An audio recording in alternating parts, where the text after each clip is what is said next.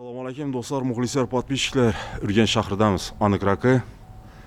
Eldimizde korpusun aryan tarafı 19 marşrutka yolu. 10 tarafa geçseniz de pamitlik, çep tarafa geçseniz de Olimpiya stadion, Darital. Şimdi bir obyekt satıladı. 2 qavatlı. Kuruluşu tügellemegen. Dokumentda şimdi yazılıp turibdi. Razmerine gelsek 8'e 8 ortaklar. Konşunuga e'tibor beringlar do'stlar. 3-etajdan mansard etib beribdi. Общежит etjek o'shida. Saram shunda deseniz bo'ladi do'stlar. Gördüğünüz Center merkez. Bir qator danıştırıp gözetib o'tamiz.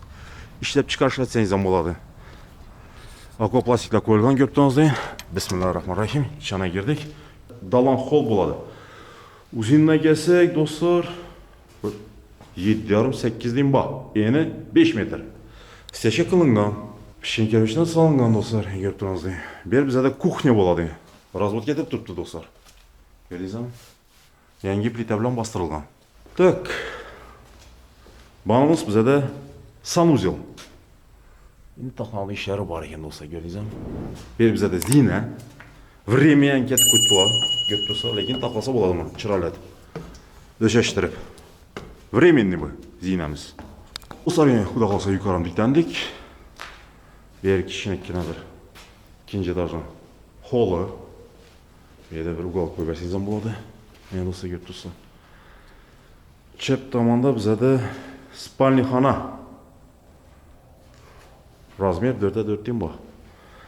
Yamaşı yine bitti bir xonamiz bu. Mini zal. Akvaplastik işte koyulgan dostlar.